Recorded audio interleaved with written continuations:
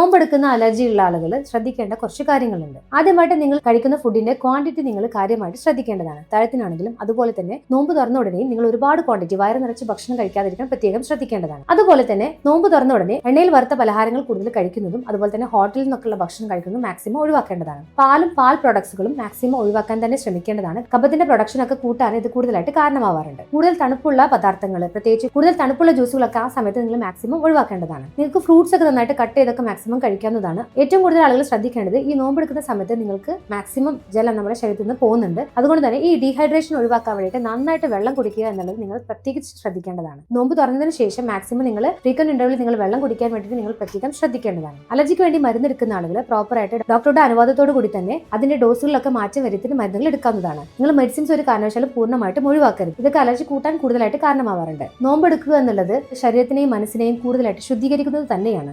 അതുകൊണ്ട് തന്നെ നമ്മൾ പ്രോപ്പറായിട്ട് ഇത്തരം കാര്യങ്ങളൊക്കെ ശ്രദ്ധിച്ചിട്ട് നിങ്ങൾ നോമ്പെടുത്തിട്ടുണ്ടെങ്കിൽ അലർജിയുടെ ബുദ്ധിമുട്ടുകളൊക്കെ നല്ല രീതിയിൽ കുറയുന്നതാണ്. ഈ ഒരു ഇൻഫർമേഷൻ അലർജിയായി ബുദ്ധിമുട്ടുന്ന നിങ്ങളുടെ ഫ്രണ്ട്സിനും റിലേറ്റീവ്സിനും നിങ്ങൾ മാക്സിമം ഷെയർ ചെയ്യൂ.